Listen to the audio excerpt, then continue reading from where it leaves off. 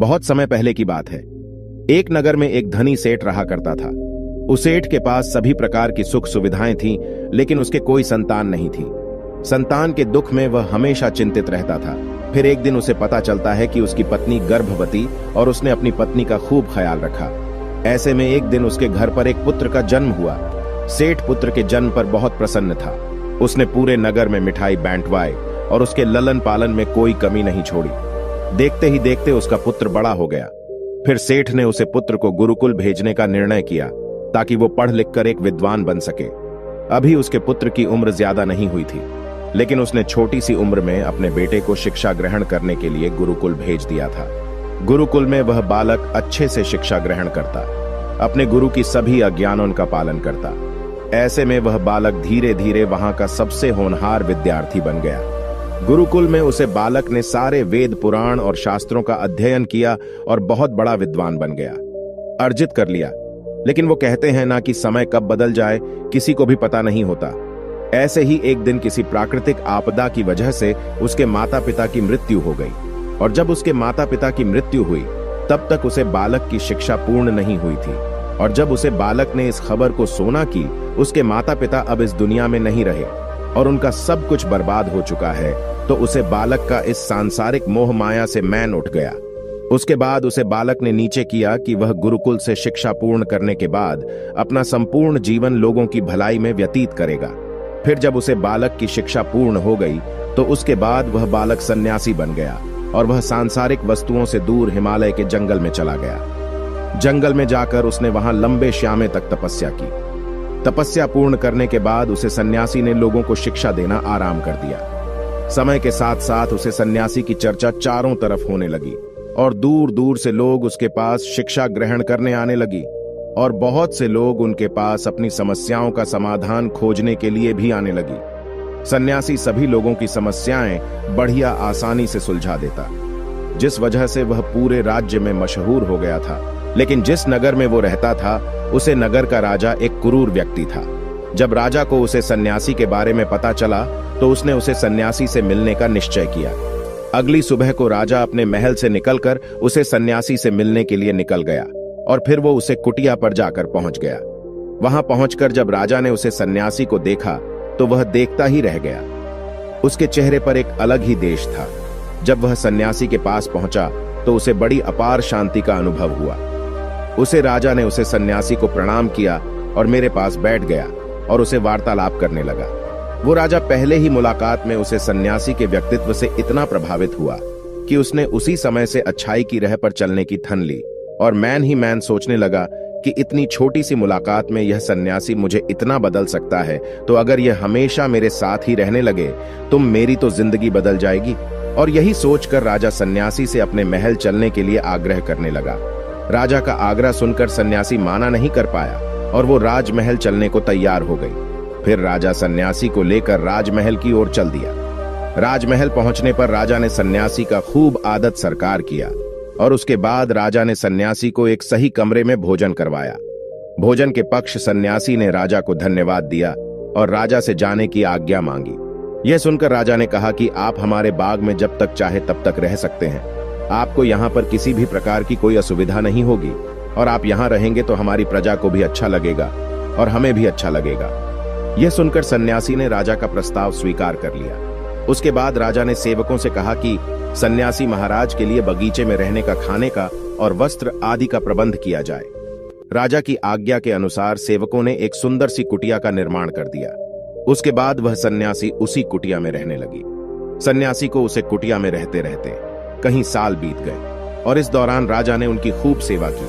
परंतु कई सालों बाद एक दिन राजा और रानी को आवश्यक कार्य के लिए दूसरे राज्य जाना पड़ा, लेकिन उन्होंने एक सेवादार को सन्यासी की सेवा के लिए नियुक्त कर दिया। परंतु वह सेवादार राजा के जाने के बाद बीमार पड़ गई और अपने घर चला गया, और कभी लौटकर वापस नहीं। तो सन्यासी ने क्रोध में आकर उसे राजा को खूब सुनाया हो। राजा से कहा कि ही राजन, जो जिम्मेदारी तुम पूरी नहीं कर सकते तो वह उठाते ही क्यों हो। तब राजा ने सन्यासी से क्षमा मांगते हुए कहा कि ही भगवान, यदि मुझसे कोई भूल हो गई हो तो मैं उसके लिए आपसे क्षमा मांगता हूँ। मुझे क्षमा कर दीजिए और आप अपना क्रोध शांत कीजिए और मुझे बताइए कि आखिर हुआ क्या है। यह सुनकर उसे सन्यासी ने कहा कि तुम्हारे जाने के बाद मुझे यहां पर किसी ने भोजन नहीं दिया और मैं बहुत दिनों तक भूखा ही रहा। मुझे यहां पर आकर किसी ने पूछा तक नहीं कि मैं किस हाल में हूं। यह सुनकर राजा ने सन्यासी से क्षमा मांगी और कहा कि ही भगवान, आज के बाद में ऐसी कोई भी गलती नहीं होगी। फिर कुछ देर बाद मामला शांत हो गया। जब राजा और सन्यासी के बीच वार्तालाप हो रही थी तो रानी भी यह सब वार्तालाप चुपके सुन रही थी और सब कुछ देख रही थी। उसके बाद राजा ने उसे सन्यासी को कोई भी शिकायत का मौका नहीं दिया और उसकी खूब सेवा की। परंतु कुछ दिनों बाद राजा को फिर किसी आवश्यक कार्य से अपने राज्य से बाहर जाना पड़ा। लेकिन इस बार राजा ने राज्य से बाहर जाने से पहले अपनी रानी को कहा कि जब तक मैं नहीं आऊं तब तक आप स्वयं सन्यासी की देखभाल करोगी। यह सुनकर रानी ने कहा कि जी महाराज, आप निश्चित होकर जाइए, मैं सन्यासी महाराज की अच्छे से देखभाल करूंगी। उसके बाद रानी हर रोज भोजन बनाकर सन्यासी महाराज को भेज देती थी। लेकिन एक दिन रानी नहाने के लिए चली गई और सन्यासी को भोजन देना भूल गई। सन्यासी ने काफी देर तक भोजन का इंतजार किया, लेकिन जब भोजन नहीं आया तब सन्यासी सोच में पड़ गया कि आज खाना क्यों नहीं आया। उसके बाद सन्यासी ने सोचा कि वह खुद महल में जाकर देखेगा कि आखिर अब तक खाना कंटिन्यू नहीं आया, और फिर वह महल पहुंच गया। जब वह महल के अंदर पहुंचा तो वहां उसकी नजर रानी पर पड़ी। रानी के लंबे लंबे गाने काले केस जो कि उसकी कमर पर लहरा रही थी, उसकी कजरारी आंखें जो देखने मात्रा से ही घायल कर दे, उसकी हिरानी जैसी चाल, रानी के इतने सुंदर रूप को देखकर सन्यासी चिकित्स हो गया और रानी की सुंदरता सन्यासी के मैन में घर कर गई और वह वहां से बिना कुछ कहे ही अपनी कुटिया में लौट आया। सन्यासी रानी के रूप की सुंदरता को भुला ना सका और वह खाना पीना छोड़कर अपनी कुटिया में पड़ा रहा।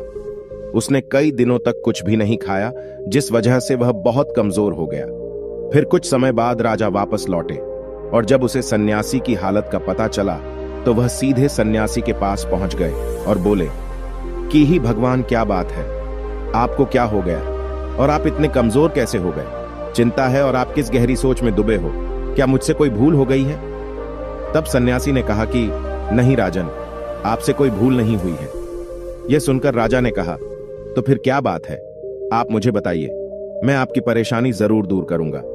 यह सुनकर सन्यासी ने राजा से कहा कि ही राजन, मैं आपकी रानी की अद्भुत सुंदरता को देखकर उनकी सुंदरता के फेर में पड़ गया हूं और अब मैं रानी की बिना जिंदा भी नहीं रह सकता। यह सुनकर राजा हैरान हो गया और कुछ देर सोचने के बाद राजा ने उसे सन्यासी से कहा, मैं आपको रानी दे दूंगा। यह सुनकर सन्यासी बहुत पसंद हुआ। फिर राजा सन्यासी को लेकर महल चले गए और जब राजा और सन्यासी महल पहुंचे तो उसे दिन रानी ने अपने सबसे सुंदर वस्त्र और गहने पहने हुए फिर राजा रानी के पास पहुंचे और राजा ने रानी से कहा कि कोई सन्यासी की मदद करनी चाहिए। यह बहुत कमजोर पड़ गए हैं और मैं नहीं चाहता कि किसी ज्ञानी पुरुष की हत्या का कलंक मेरे सर पर लगे। उसके बाद राजा ने रानी से पूछा कि क्या आप यह पाप अपने सर पर लेना चाहती हैं? राजा की यह बात सुनकर रानी ने राजा से पूछा कि आखिर इन सन्यासी के इस दुख का कारण क्या है। तो राजा ने रानी से कहा कि सन्यासी आपकी अद्भुत सुंदरता के दीवाने हो गए हैं। राजा की यह बात सुनकर रानी ने कहा कि राजन, आप चिंता मत करिए, अब आप सब कुछ मेरे ऊपर छोड़ दीजिए। मुझे पता है कि मुझे अब क्या करना है। उससे आपके ऊपर ना तो सन्यासी की हत्या का पाप लगेगा और ना ही उससे मेरे पवित्र धर्म का नाश होगा। रानी की यह बात सुनकर राजा ने रानी को सन्यासी को सौंप दिया। उसके बाद सन्यासी रानी को लेकर कुटिया पर पहुंचे। जब रानी सन्यासी की कुटिया पर पहुंची तो रानी ने सन्यासी से कहा कि हमें रहने के लिए घर चाहिए, हम इस झोपड़ी में नहीं रह सकते। यह सुनकर सन्यासी राजा के पास गया और राजा से जाकर बोला कि हीराजान, हमें रहने के लिए घर चाहिए। सन्यासी की बात सुनकर राजा ने उनके लिए घर का प्रबंध कर दिया। फिर सन्यासी रानी को लेकर घर पहुंचा। जब रानी सन्यासी के साथ उसे घर पर पहुंची तो रानी ने सन्यासी से कहा कि यह घर तो बहुत गंदा है और इसकी हालत बहुत खराब है, मैं इस घर में नहीं रह सकती। यह सुनकर सन्यासी फिर से राजा के पास गया और राजा के पास जाकर बोला कि ही राजन, जो आपने हमें घर दिया है उसे घर की हालत बहुत खराब है। सन्यासी की बात सुनकर राजा ने उसे घर की हालत ठीक करवा दी। उसके बाद फिर रानी घर के अंदर गई और नहा धोकर बिस्तर पर ए गई। फिर सन्यासी भी बिस्तर पर ए गया। फिर उसके बाद रानी ने सन्यासी से कहा कि आपको पता है कि आप कौन हैं और आप क्या बन गए हैं। आप एक महान सन्यासी जिसके लिए राजा स्वयं सारी जरूरत की वस्तुएं उपलब्ध करते जिसके पास लोग दूर दूर से ज्ञान ग्रहण करने आते जो लोगों को सत्य की राह दिखाया करते जो लोगों की समस्याओं का समाधान करते दा, जिनको सभी लोग एक गुरु मानते दा, जिनकी सब भगवान के रूप में पूजा किया करते दा, और आज आप वासना के कारण मेरे गुलाम हो गए हैं। रानी की यह बात सुनकर उसे सन्यासी को एक झटका लगा और उसे महसूस हुआ कि वह तो एक सन्यासी है और वह यह सब क्या कर रहा है। वह तो यह सारी सुख सुविधाओं को छोड़कर शांति की तलाश में जंगलों में चला गया। जोर जोर से रोने लगा और चिल्लाने लगा और रानी से कहने लगा कि मुझे क्षमा कीजिए महारानी, मैं यह क्या करने जा रहा था। मैं अभी आपको राजा को सौंप कर आता हूं। सन्यासी की बात सुनकर रानी ने सैन किसी से प्रश्न किया कि महाराज, मेरे मन में एक प्रश्न उठ रहा है, कृपया मेरे प्रश्न का उत्तर दीजिए।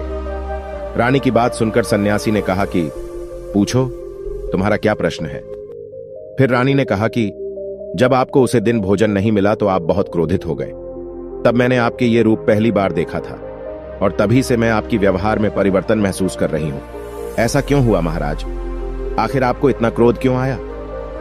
रानी की बात सुनकर सन्यासी ने रानी को समझाया कि जब मैं जंगल में था तो मुझे समय पर भोजन भी नहीं मिलता था, लेकिन जब मैं महल में आया तो महल में आने के बाद मुझे सारी सुख सुविधाएं मिली और फिर मैं इन सभी सुख सुविधाओं के मुंह में फंस गया और मुझे इसके प्रति लगाव उत्पन्न हो गया और फिर मुझे इसको पाने का लालच उत्पन्न हो गया, और जब मुझे यह नहीं मिला तुम मेरे अंदर क्रोध उत्पन्न हुआ।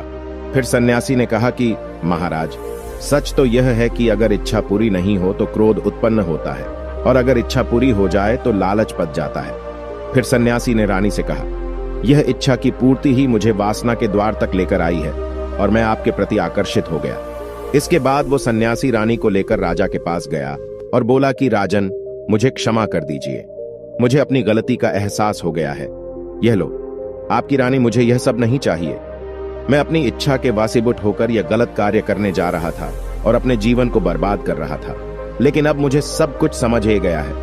उसके बाद उसे सन्यासी ने कहा कि ही राजन, मनुष्य की बर्बादी का कारण उसकी 4 आदतें बनती है और दुनिया की हर एक व्यक्ति के अंदर यह 4 अवगुण होते हैं, लेकिन जो व्यक्ति इन पर नियंत्रण का लेता है वह दुख और परेशानियों से बच जाता है।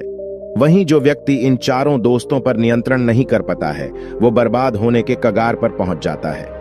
यह सुनकर राजा ने कहा कि महाराज, आप मुझे वो 4 आदतें बताइए जिससे कि मनुष्य की बर्बादी हो जाती है।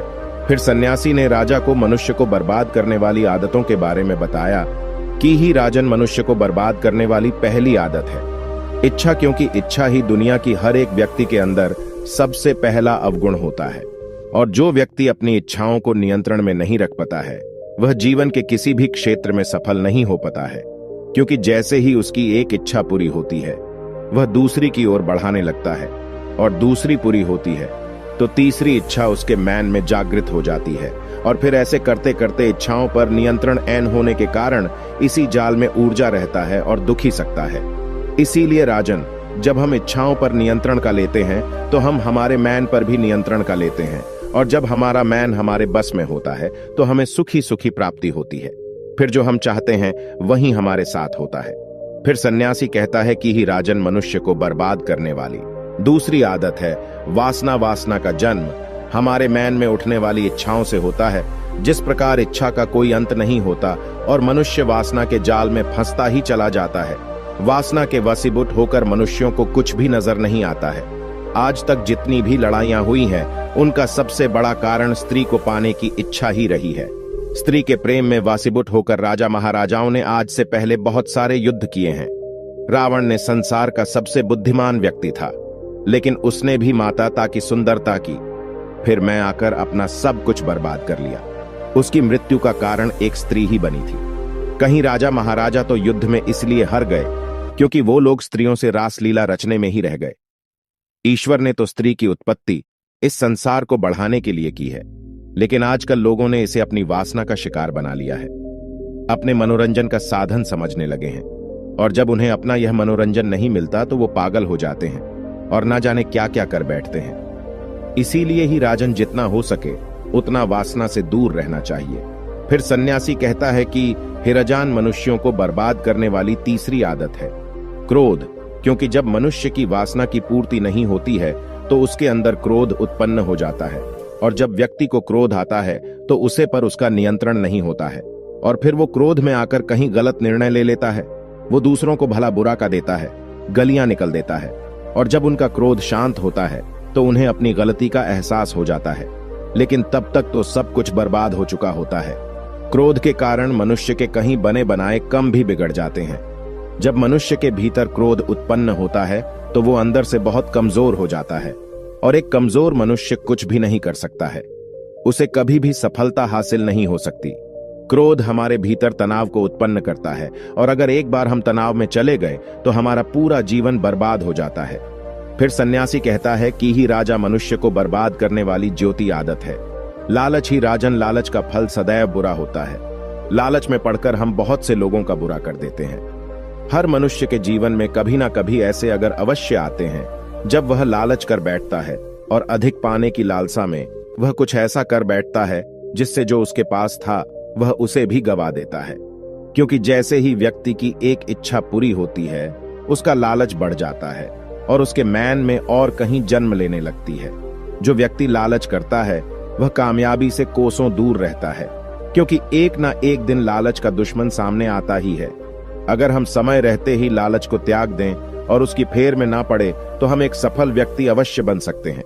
फिर अंत में सन्यासी राजा से कहता है कि हे राजन, अगर मनुष्य चारों आदतों को छोड़ देता है तो उसे जीवन में सफल होने से कोई नहीं रोक सकता। जो इन आदतों को नहीं छोड़ता है उसे जीवन में बर्बाद होने से कोई रोक सकता।